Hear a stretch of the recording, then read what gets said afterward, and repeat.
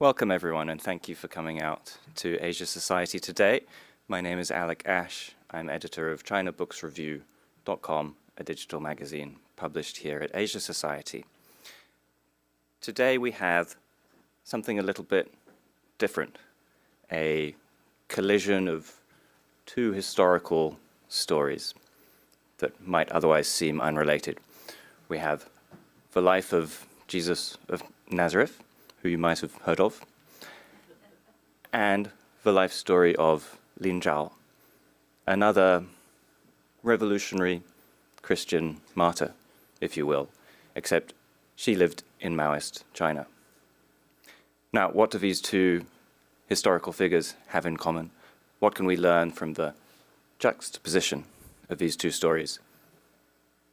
I'll leave that to our panel to explain. The panel is Elaine Pagels, in blue, Professor of Religion at Princeton University, and author of the new book, Miracles and Wonder, The Historical Mystery of Jesus. Lian, Professor of World Christianity at Duke Divinity School, and author of the 2018 book, Blood Letters, The Untold Story of Lin Zhao, a Martyr in Mao's China. They will be moderated by Orville Schell, Director of the Center on US-China Relations here at Asia Society. Both of the books will be available for purchase at the back. There will be a signing at the end of the event and also time for your own questions. I don't want to eat any further into that time, so please join me in welcoming our panel to the stage.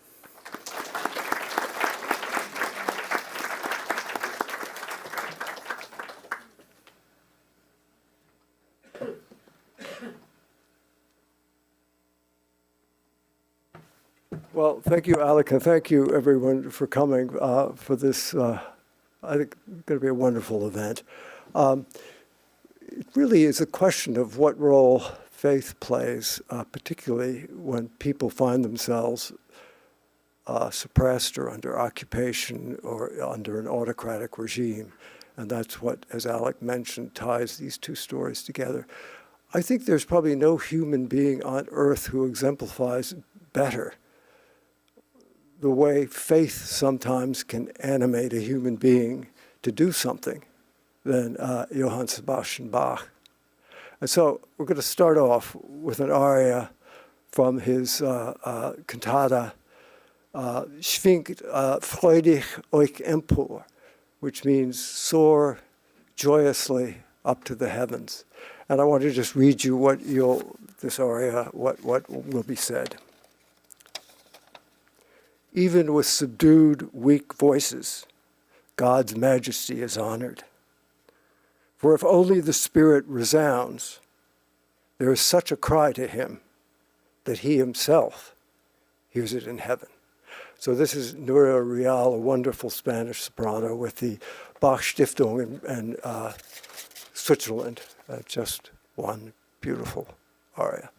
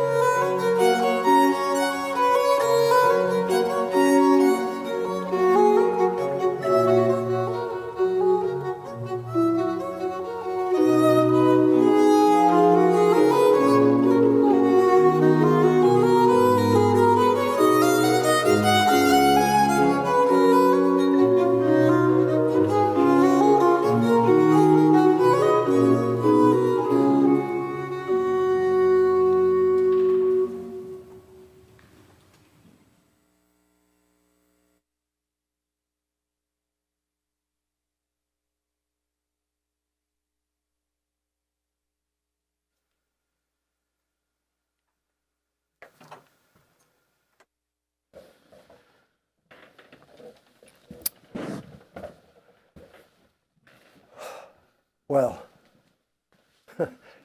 it's hard to imagine how to follow that, but we're going to do it. Let's start with these two guests of ours, Elaine Pagels and Lian. She have written two really extraordinary books. And I have to say, I've read both of them. Lian Qi's just the second time, and I urge you all to run out as soon as you can and buy them, because they're wonderful stories and they tell us a lot, and we're here to talk about what they tell us. So she began to tell us who was Lin Zhao. And we actually have some images that we'll try to stumble through and you can explain as you go along. Yeah. So Lin Zhao was a poet, a journalist, and the only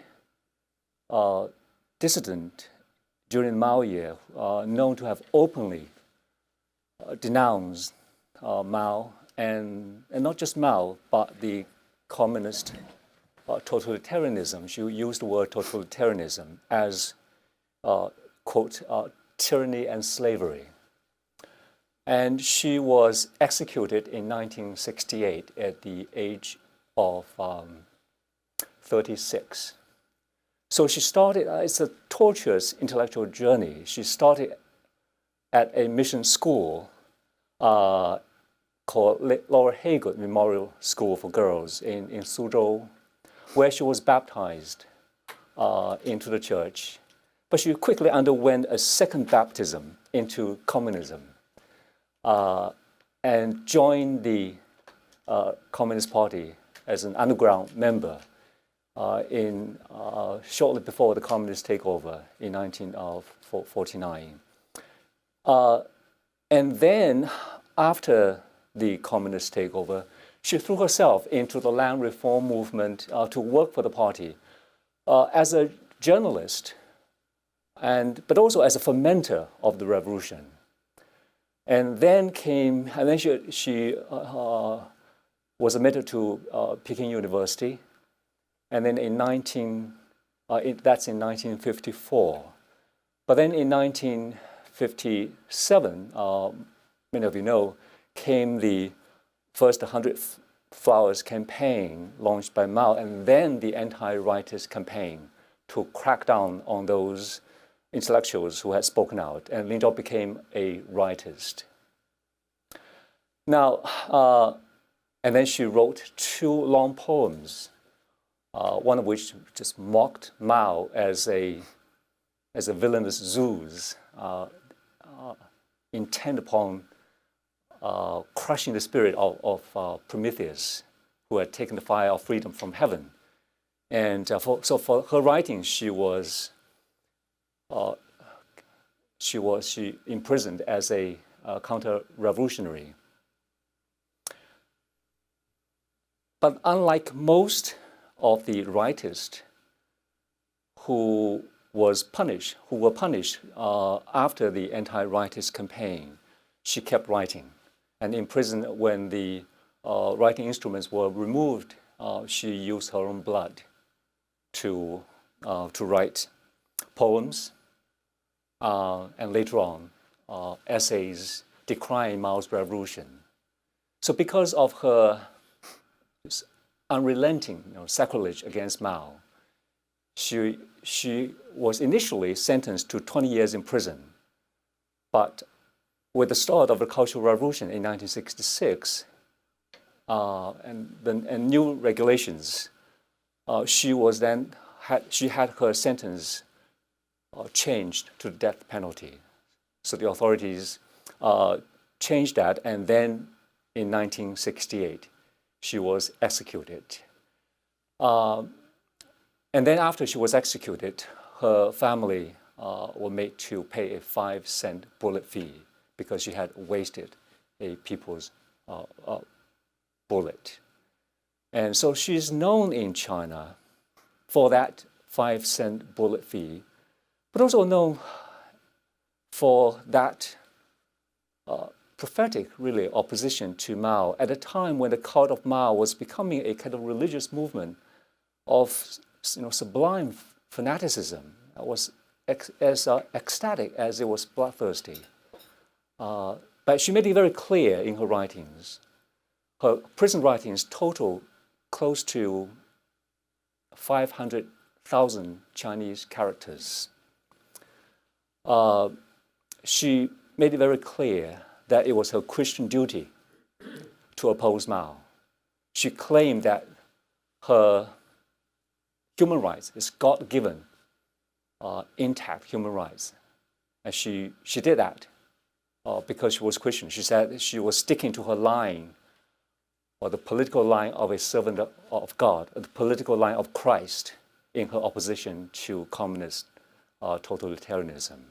So that's how the story has come down to us. And Liu Xiaobo, the late Nobel Peace Laureate, called Lin Zhao the only voice of freedom left for contemporary China.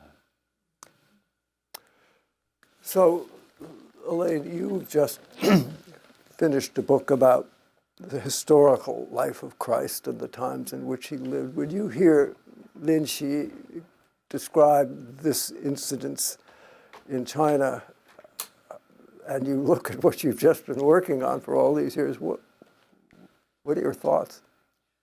Well, first of all, I want to thank you for, I might need, is this better? So. Yeah. First of all, I want to thank you for writing this extraordinary book. It's enormously moving and powerful. It's hard to read, too, because of the tremendous suffering that's described of this young woman and how hard the prison worked to break her spirit and drive her insane. It's a horrendous story, but how she stood up for what she felt was the truth is very moving.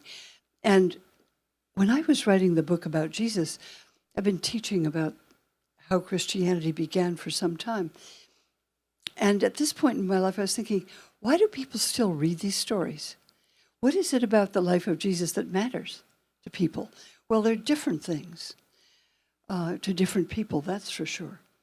But this particular theme of how do you stand up for truth when it may cost you everything is something that comes through in the life of Jesus as well. Tell us more. Oh, well, well, the obvious thing, this is when she was finally executed. These are photographs from We had an image of Pontius Pilate and Chairman Mao. Pontius Pilate is the person who condemned Jesus to death, as we know, and the charge was revolution against Roman domination of Judea, which was his people's country. The Jewish people had ruled Judea and turned it into a great nation and capital of a proud kingdom, empire in antiquity, the time of King David, the time of King Solomon. And Jesus spoke about the restoration of Israel's kingship as though he were perhaps himself coming as the king. And that enraged the Romans, who had by then dominated Judea, and just the way that some countries in Eastern Europe and other parts of the world have been dominated by foreign powers, by using local people to enforce the foreign powers and keeping the population terrified. And Jesus was crucified on charges of inciting revolution against Rome, because there were many people in the time of Jesus who wanted to incite revolution against Rome, to start a war and throw the Romans out. And those who did, about the time of Jesus, there was a revolution. A Jewish group, guerrilla warriors, attacked a Roman fortress. They killed the Roman guards and stole all the ammunition and the weapons. And this was about 3 miles from where Jesus was born, in Nazareth. And the Romans came in with 60,000 troops and burned down the entire city where this happened for harboring a revolutionary. His name was Judas of Galilee. And they crucified 2,000 men accused of fighting against the Romans in that battle. It's a horrendous thing, the way the Romans would devastate the country. As people said, you make it a desert, you call it peace. That's how they did it. And after the death of Jesus, because he was accused of revolution against Rome, his followers were also terrified. They were in trouble too, because they were implicitly understood to be accomplices.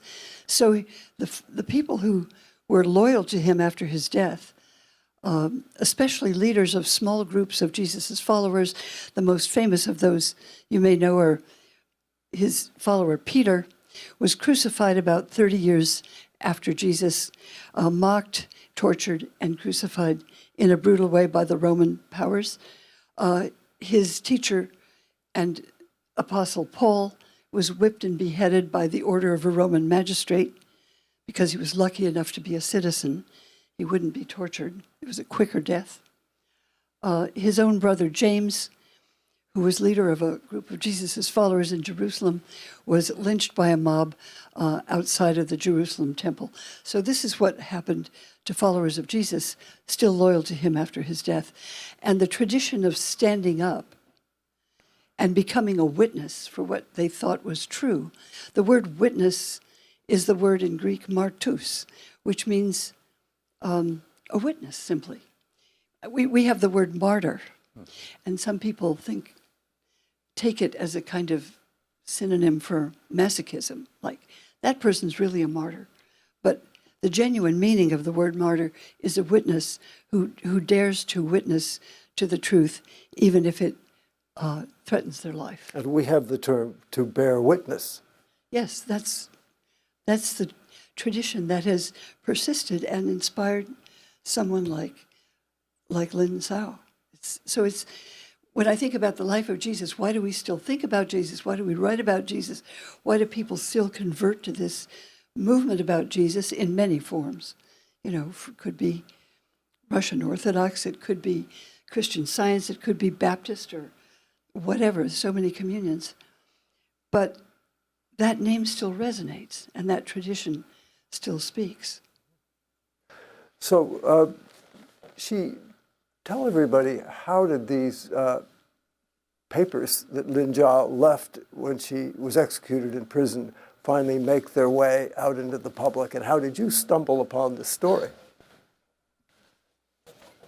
So, the prison system was such that every piece, little bit of the prisoner's writings will not escape the prison authorities. There'll be unannounced searches of prison cells.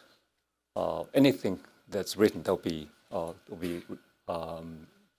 searched throughout and then discovered, and to be held as evidence against Lin Zhao and other political prisoners. And it's one of the sort of irony here is that this is all-powerful system. It can do whatever it wants. It could have easily destroyed such damning evidence against the brutality of the prison system. And yet, when I interviewed the judge, who back in the early 1980s reviewed Lin Zhao's case, which I should say was a period of incredible openness. Yes, in the early a restoration of some form of rule of law. Yes. It was a period of rehabilitation of those who have been wrongly persecuted during the Cultural Revolution and earlier. And he told me that the prison guards and authorities, the guards had no authority to do whatever they choose to do. I mean, the rules were they have to keep all these prisoners' writings and file them away. But they separated, for these political prisoners, they separate the writings, the prison writings, into two categories. One is called a primary file, which will contain interrogation records. And then there'll be a secondary file. So the primary file is still locked away. The 500,000 characters came from the secondary file.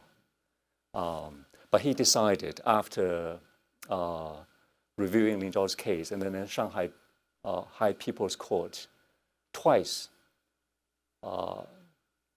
revoked the previous sentence, pronounced her innocent. So he decided to return those writings to the family, and that's how the writings were preserved. And I stumbled upon that after watching a film made by an independent Chinese filmmaker called Hu Jie. The film in Chinese is called 寻找灵州的灵魂. It has an English subtitle. It's called Searching for Lin Zhao's Soul. It's available on YouTube, actually. So I watched that. The film was made in 2004. At that time, they had limited access to Lin Zhao's writings, but it did have access to one important piece of prison writing, Lin Zhao's 140,000 character letter that she wrote to the editors of People's Daily. So that was made available on the internet. So many people, that's how people became aware of Lin Zhao's story. Is it still available, or did they take it down? They could not take it down now. After it got on the internet, it's been pasted to other websites, so it's still available there. And so that's the basis of how Lin Zhao's story became known. But after I stumbled upon that, I became aware of the fact that about half of Lin Zhao's prison writings were deposited in the Hoover Institution at Stanford University. So I went there to do my research. But then the next year, that was in December of 2012. But then the next spring, I went back to China, just at the time when researchers and Lin Zhao's former friends were able to put together all Lin Zhao's known writings, including the prison writings, the writings that were not brought by her sister to the U.S., the writings that remained in China. They collected that writings and called Lin Zhao Wenji, collected writings of Lin Zhao, and they gifted me with a copy of that, and that became the sources that I used to write this book. Mm-hmm.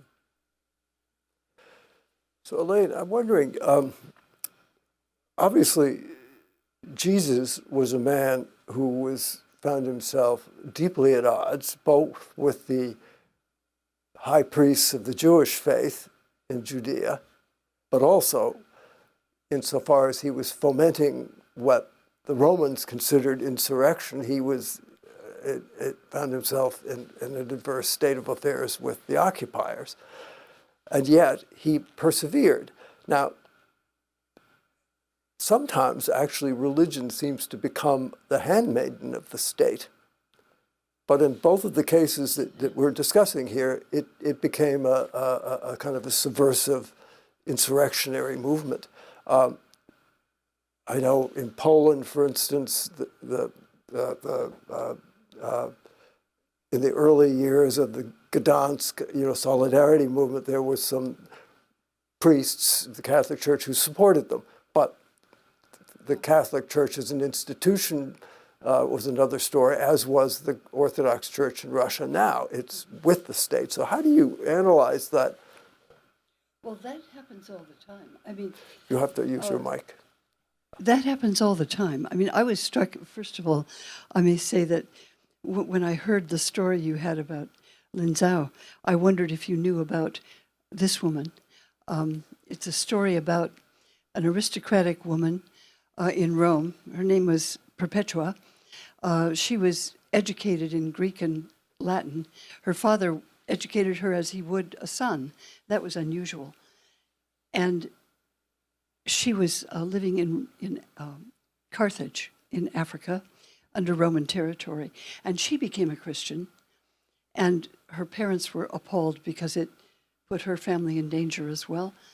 And nevertheless, she was imprisoned and tortured along with the woman next to her in white, Felicitas, who was a slave woman. The aristocratic woman and the slave woman felt they were brothers and sisters, part of the family of Christ, and they died together in the public sports arena, being tortured in a horrendous story. But she also smuggled out of prison writings, a prison diary, in which she talked about she was afraid that she was going to have to fight, to wrestle with a huge opponent, like in an Olympic fight. And she realized that her opponent was fear, and it was inspired by the devil, and she would have to fight that in the name of God. And she smuggled her prison diary out of the prison, and also gave her son to be prepared, baby son, to be taken care of by other people, as she famously died in the company of her fellow Christians in the sports arena. But what you say about how Christianity then becomes, that's all when Christians were seen as enemies of the Roman state, right? And then after 300 years of suffering torture and execution on charges of being Christian, that itself was a crime. You know, the Emperor Constantine suddenly decided that Christ was his patron, and he made it legal to be Christian. So the Roman Empire becomes the Holy Roman Empire. It becomes the Holy Roman Empire, and he tried to Christianize it, and he was the head of it. The bishops were all now his allies in ruling the Roman Empire. So it became a very different kind of institution, itself beginning to persecute people within it who were dissidents. So this happens over and over. It happens today in Russia. It happens today in China. It's happening all over the world. There are different kinds of Christianity. So, that raises the interesting question. I mean, you teach at a divinity school, and your book about this young woman who is fortified by faith. But as Elaine has just suggested, sometimes faith as an organized institution can be the oppressor and join up with the state. So is religion, what's its fundamental nature here? I think it's conceivable that the religion can be co-opted by the state, and it has been. And other things can be co-opted by the state. But what I find interesting is when religion is not aligned with power. And that's, I think, in your case, the story of this early martyred woman. And I think the same case with Lin Zhao and others who see their religion as fortifying individuals. And in fact, if you don't mind, I will bring up a story of an unfolding story, things happening right now. Many of you may have heard of this Chinese dissident citizen journalist called Zhang Zhan, who reported from Wuhan in the early days of the COVID outbreak about the real suffering of people that was going on, in the spring of 2020. And she was captured, she was jailed, and she was sentenced to 4 years in prison for provoking trouble. But what is less known about her is that she did that because she said she's a Christian. She said those in power act like they are gods. But she said they are mortals, but they pretend, they act like they're gods. I'm a Christian, and to me, there's only one God. And so these are not gods. And she said, I must seek truth and seek truth at all cost. So she was jailed. She was in prison from 2020 to 2024. She was released from her term expired in May of 2024. And she's back in prison within 3 months. By late August, she was back in prison. And the reason was she went to help a fellow dissident who was jailed because she had evangelized him. And now she said, Jesus said, a good shepherd must die for the sheep. And she said, I must care for this person who was jailed. And she went to assist to get his mother to sign a forms to have a lawyer to represent him. For that, she's now back in prison, and she is facing another possibility. She may go on trial any time now, and she is facing likely another 4 to 5 years in prison. One thing that struck me deeply about what you wrote is when she talked about what she saw as the cruelty of the regime, the cruelty of the things that the chairman was ordering, and the way people were treated brutally and killed. That's what struck her. It was about how people treat other people, which is primary to the teaching of Jesus, and she stood up for it. I mean, when I study religion, whether it's Christianity or Islam or Buddhism or others, I'm very impressed with its power to arouse emotion. And more than emotion, a sense of moral conviction that gives them courage, beyond normal courage. Talk about Navalny in that regard. Well, there's so many others I think of. You know, I was thinking of more recent ones, so I'll mention just a couple. This is a woman, another remarkable woman, who defied the Nazi regime in the 1940s. Her name is Mary of Paris. She was Orthodox Russian. And she was, during the war in Paris, trying to help people who were starving and people who needed clothes. But when the Nazis rounded up Jews in the center plaza, where she was in Paris, she didn't avoid the square like everybody else who was terrified. She went into the square and persuaded some parents to let her hide their children in garbage bins, so that when the others were taken off to Auschwitz, and almost all of them killed, these children survived, and she found homes for them.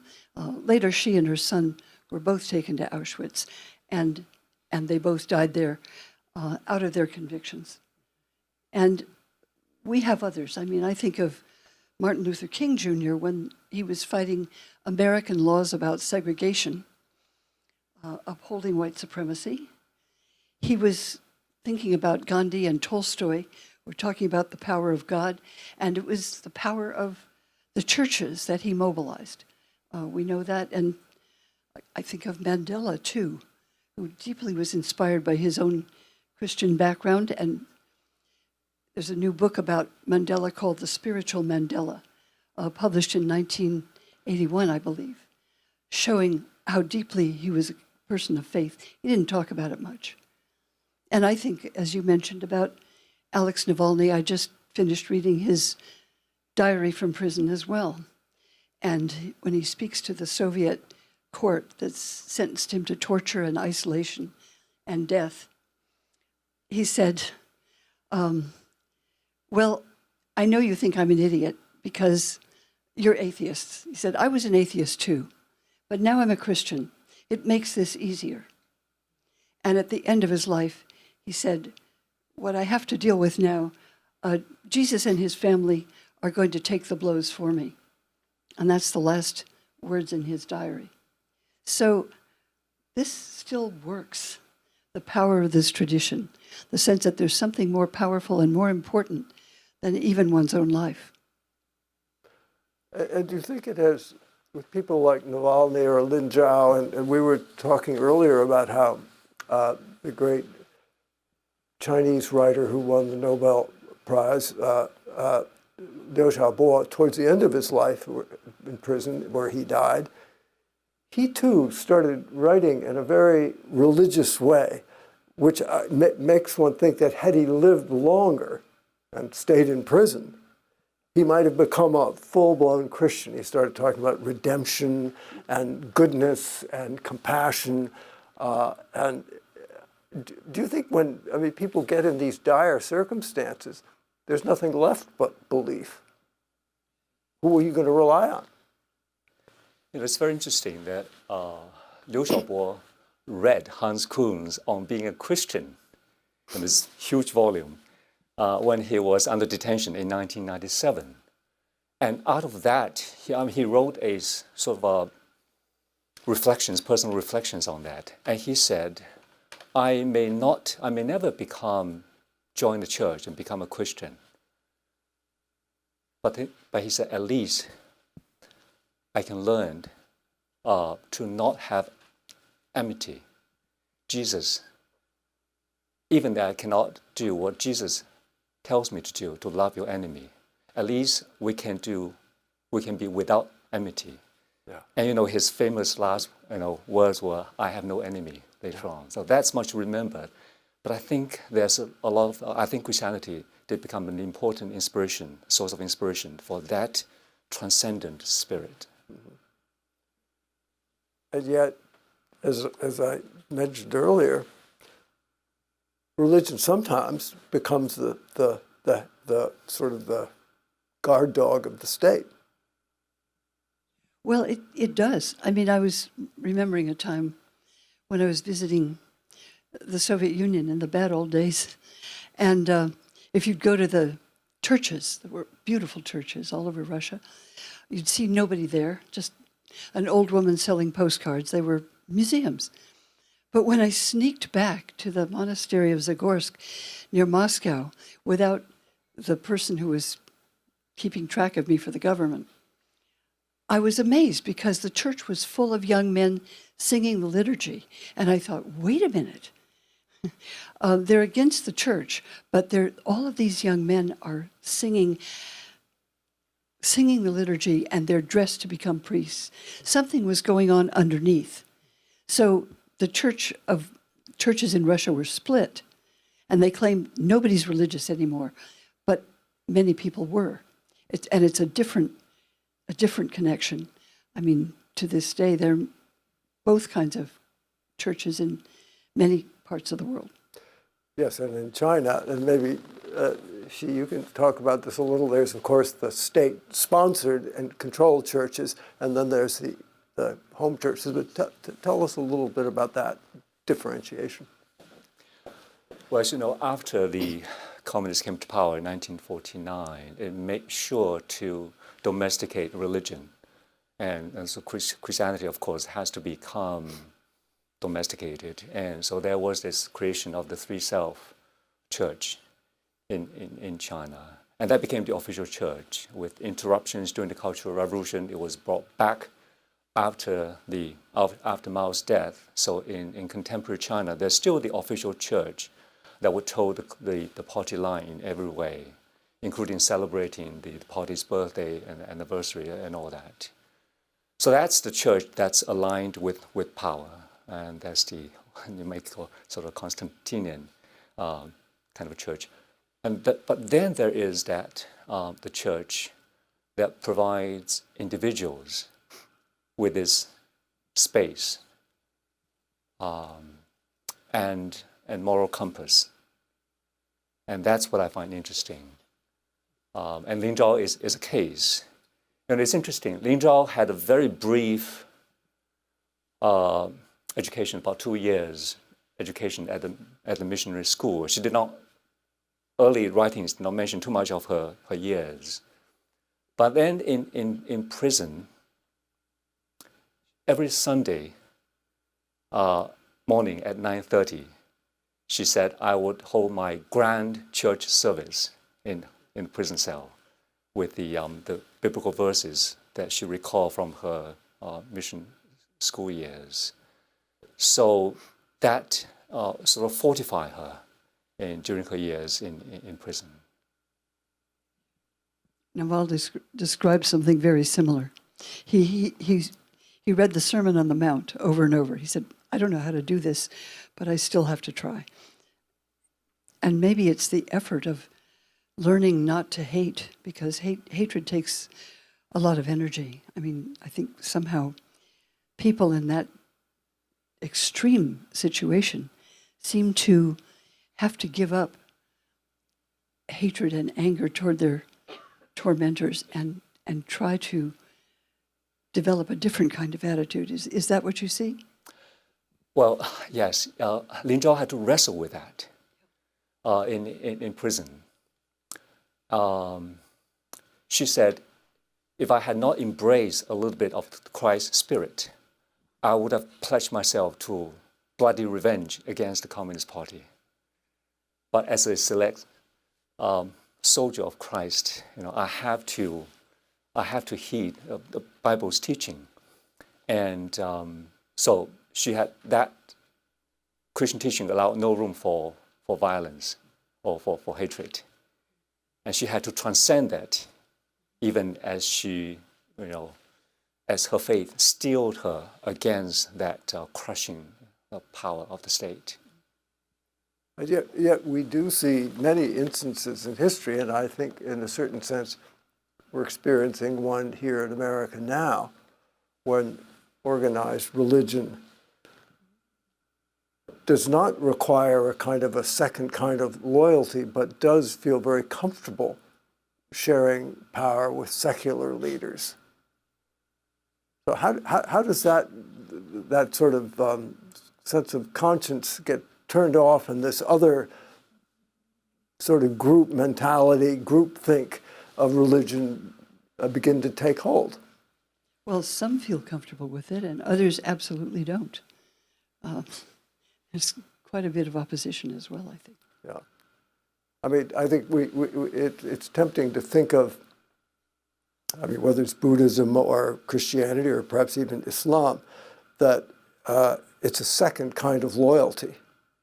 The famous Chinese writer Liu Bingyan had a book he called that it's a loyalty to something other than the state, the party, the credo of the apparat. And yet we see examples again and again where religion becomes the oppressor. Let me just speak to that, because it makes me think of a famous letter that George Washington wrote to a synagogue in, I think it was in New England. Does somebody know? In Truro. In Truro. It was 1791, and this well-to-do and Jewish community had established quite a beautiful synagogue. And they wrote a letter to the president and said, "Mr. President, we want to ask you for tolerance. We are children of Abraham. We're good citizens, but we're not Christians. And we want you to be tolerant of us who are Jews." And Washington wrote a letter and said, "No, you don't need tolerance. This is not a religious country. If you're good citizens, you are as much citizens as anyone else. It has nothing to do with tolerance." And that rejection of identifying a state with a religion, I think, is one of the great strengths of this country. Yes, and it's in a certain sense, religions have sort of stayed out of politics. I think one could say, at least in certain ways, until recently, where they've had an increasingly more powerful role. Maybe other people will speak to that too. I think it's interesting to note that Christianity was a heresy until it wasn't. And I wonder, countries, as we now see in our own country, have a very unpredictable way of turning into their opposites.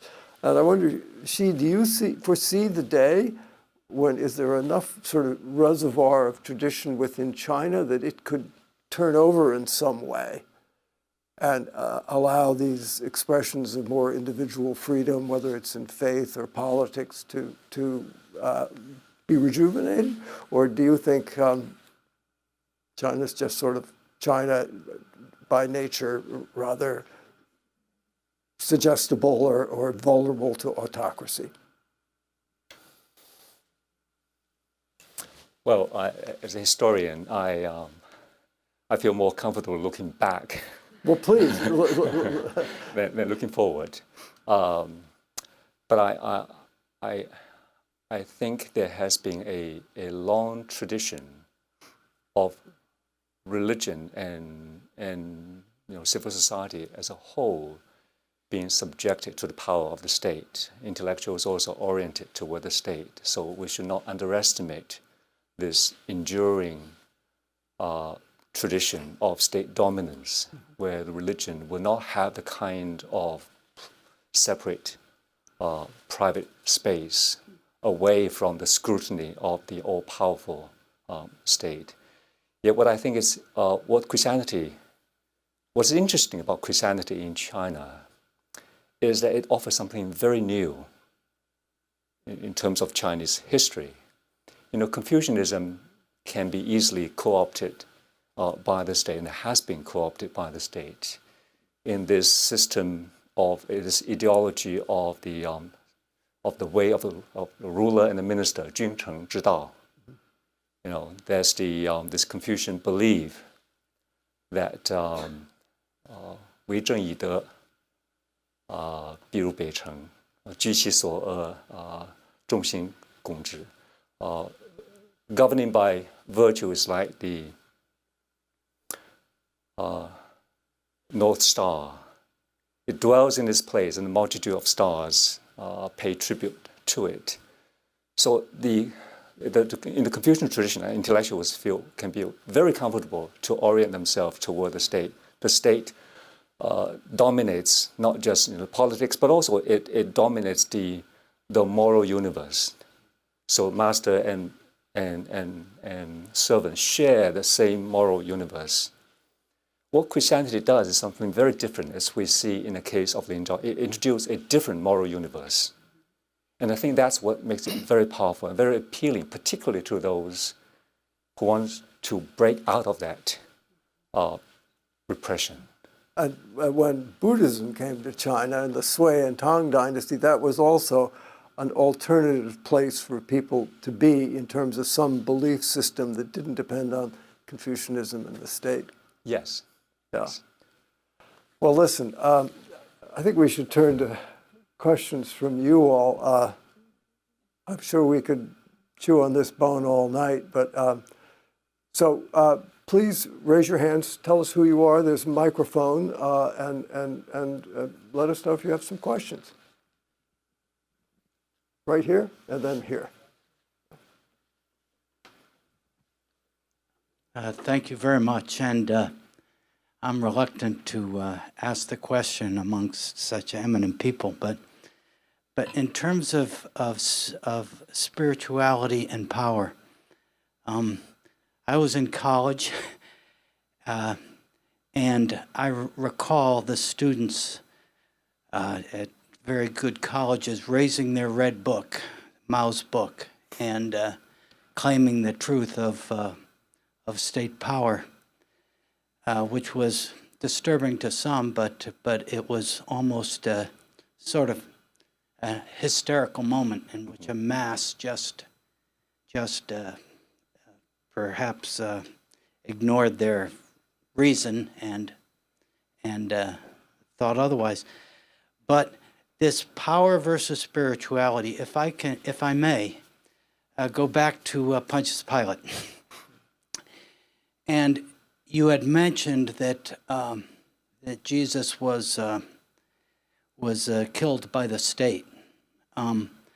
But as I read the Gospels, at least, and perhaps I have misread them for many years, but Pontius Pilate said, "This man is without guilt," and his spouse said, "Don't hurt this man. He's a prophet." Or I've misspoken, but Pilate did it, as I understand it. It wasn't because of power. It was in order to prevent riots. And it was actually, if I may, it was the Jews that killed Jesus. And perhaps I'm wrong, and it's not popular or political to say it, but wasn't it the Jews that demanded that Jesus be killed? And it wasn't Pilate. He said, he washed his hands and said, "This man is without guilt."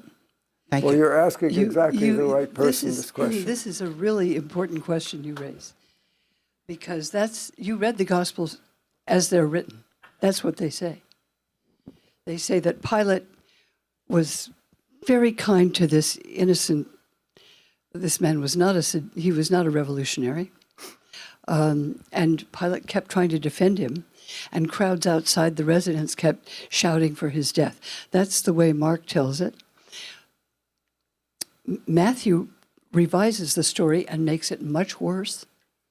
and says, the whole people shouted for his crucifixion, and Pilate was trying to release him.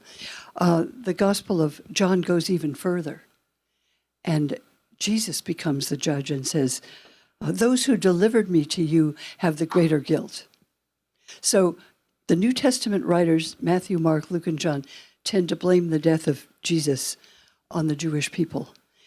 I think that is false, counterfactual. I know that's startling, but it was startling to me. I started to write a book. The book was actually, I was thinking about how did Satan get started? So I started to think about stories of Satan. And I was reading some book that said, stories of Satan are just stories about old folk tales, some creature with a horned tail and, invisible being who's kind of weird. But as I went through it, I realized that in the Gospels, the power of evil is a very visible presence. And the New Testament Gospels, to my shock, I kept thinking, well, they will identify Satan with Pontius Pilate and the Romans, and maybe the chief priests who turned Jesus over because he started trouble and revolution, and they were trying to keep people quiet. But no, the Gospels blame the Jews for the death of Jesus. And that can't be true. If you look at any historian of military history in the 1st century, in the 2nd century, I know this sounds strange, but if you read Fergus Miller at Oxford, if you read the historian Geza Vermes, also at Oxford, writing about what actually happened, they would say, there's no way Jesus was crucified and tortured as he was unless Pilate gave the order. And the New Testament Gospels avoid saying that, because if you were a follower of Jesus,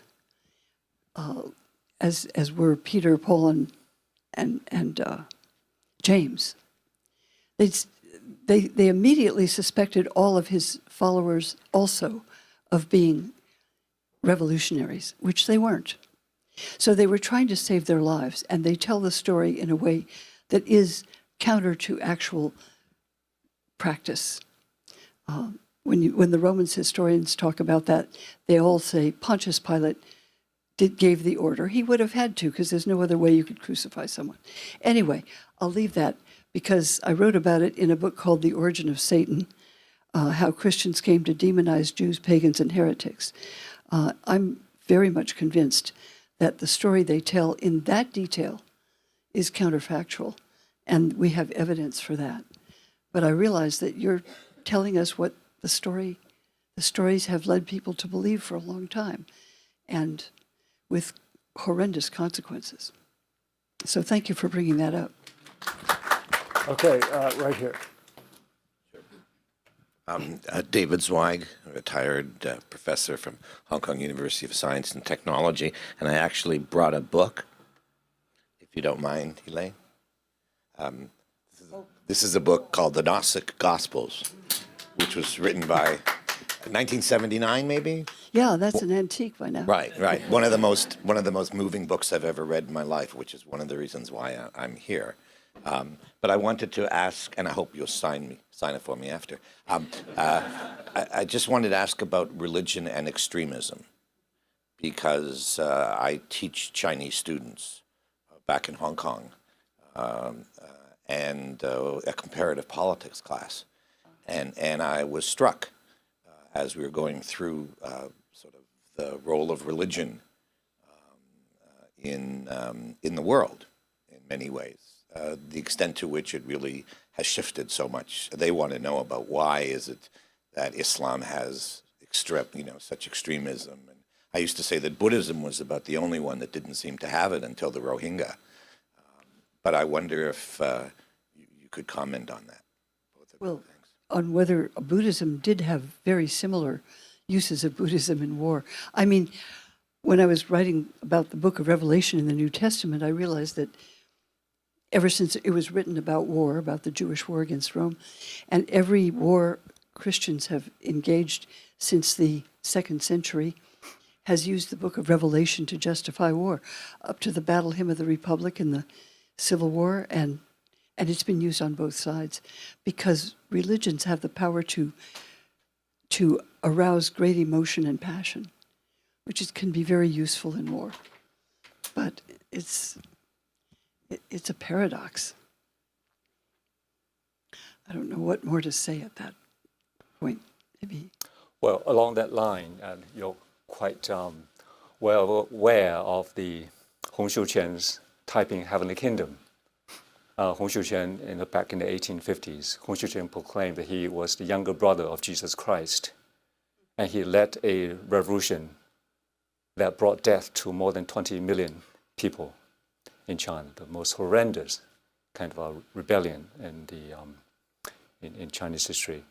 And that, you can say, in part was inspired by his peculiar Christian vision that was harnessed to his imperial ambitions. So that is one side of religion that we have to look at also.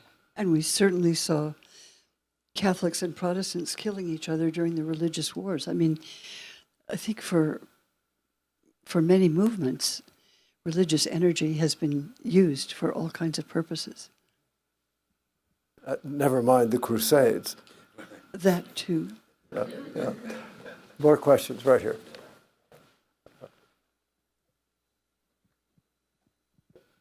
Thank you. Hi. I think you said that at the beginning of her life, Lin Zhao was interested in communist ideas. And I was wondering if there's anything in her writings that indicate how her faith drew her to communism. And maybe in general, my question is also about how there's a long history of intersection between socialism and Christianism in the life of Jesus. There's a lot of messages that could be interpreted in a very leftist way. Mm-hmm. So I was wondering if you could talk about that and how that you can interpret Christianism into the fight against capitalist exploitation.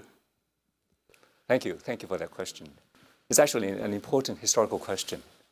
Lin Zhao, her second conversion, so baptism into communism, was not an isolated case. In the throughout the Republican era, in the first half of the 20th century, and then especially we have many cases in the 1940s. Many graduates of mission schools, and many of them came from elite, well-to-do, privileged backgrounds, felt a particular affinity to communist ideals, which is sort of puzzling. The most important Christian university, mission university in China, called Yanjing University. Many of its graduates went to join the Communist Revolution in Yan'an in the 1930s. So when Mao, in 1945, met John Layton Stewart, the president of Yanjing, Mao bragged about how many Yanjing graduates, your Christian graduates, are now with us, have joined the revolution. So this is not an isolated case. And I suspect one of the reasons was that the kind of Christian reformism that was introduced into the mainline denominational churches, the established Chinese Christianity in the Republican era, it was predominantly reformist in spirit, was not revolutionary. Very few of the mission schools would endorse communism as an ideology, particularly its violent aspect. So Lin Zhao and many people like her found the kind of Christian reformism to be just too weak, too limited, too unsatisfying. Instead, communism promised a much more complete solution to all the problems in the world, in the Chinese society. It promised a new heaven and new earth, And so that became a real attraction for Lin Zhao. And so, but interestingly, many of those who went from mission schools and joined the communist revolution eventually retain some of this early spirit, this pre-communist spirit, and that popped up later on in their later life under communist rule. I think as almost any human being's early formative year experience, even though that may engage and have a rebellion against it, there is often a tendency to snap back to it, particularly in times of need and crisis. Look, I think we have time for 2 more questions. Did you have a question here? Good. We want to get our demographics down. So what's your question?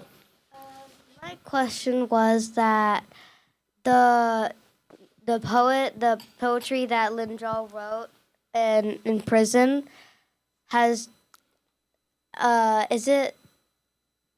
can you read it, or is it all stashed away in a secret place, or is it able to read, and do you have it in your book? Thank you for your interest in Lin Zhao's poetry. I really highly recommend that you read her, and even better if you learn Chinese and read her poem in Chinese. It's because it's really powerful. She's a very, very good poet.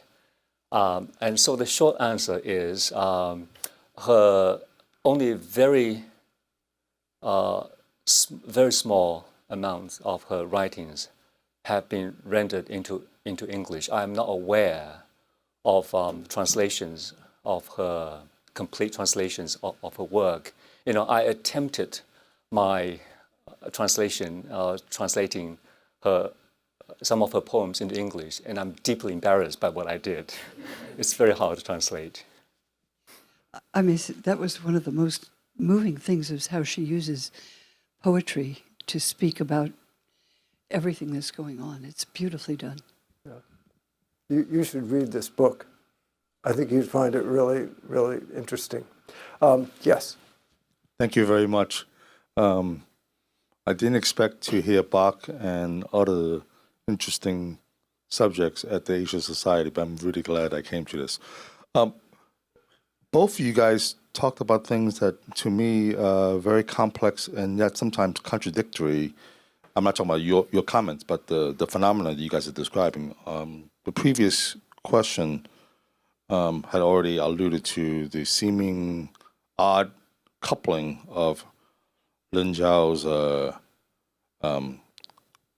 Christian upbringing and education, and then her adherence, apparently, to some early communist cells and underground and activities. And then Professor Pagels' comment about the relationship between the state, in particular the Roman Empire, and Christianity, or Jesus, and then eventually Christianity. I'm a retired art historian, and one of the things I do when I teach my class about medieval art is I first show them an animation of the spread of Christianity in the period before what we consider to be the medieval period, and it tracks exactly the Roman imperial landscape. It starts from a margin of the Roman Empire, and it spreads along the roads, if you will, of the Roman. So it's no surprise that Rome becomes the capital, or both. So I'm curious as to whether you guys think on both the personal as well as the more state relationship with religion, whether the contradictory elements of these relationships is in part what animates the power, if you will, of both on the personal side and as well as the institutional side, the role of religion. Thank you. What an interesting question. It would take some thought. Do you want to comment? Look, do you have any? You need to think I would more. like to think about it more. Yeah. No, it's a very interesting question. It is a double-edged sword, isn't it? See, any thoughts? Well, I think of other parallels. I think Confucianism likewise can inspire the kind of obedience to the power of the state. It can also provide individuals with their own space. But what I find particularly interesting, reading your work, and one of the great insights that you share through your book is how Christianity appealed to the common people, in contrast to the state, in contrast to the emperors, the heroes. Now, what Christianity promised is that unlike the Roman, the nobles and those who expect that only the emperors and heroes can ascend to heaven, now the common people can also go to heaven. And one of your great lines in your new book is that Christians democratize heaven. Yeah. Well, it's true. If you look at the Roman gods, or the Greek gods, who do they look like? They're sitting at a banquet, and the gods are drinking from goblets and gold, right?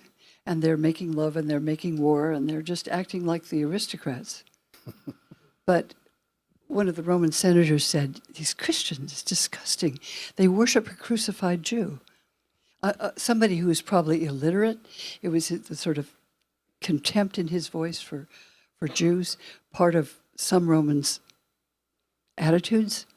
And people who were not the aristocrats recognized that if God can be with him in that kind of suffering, he can be with anyone, in any circumstance, even the most terrible and the most terrible kind of death.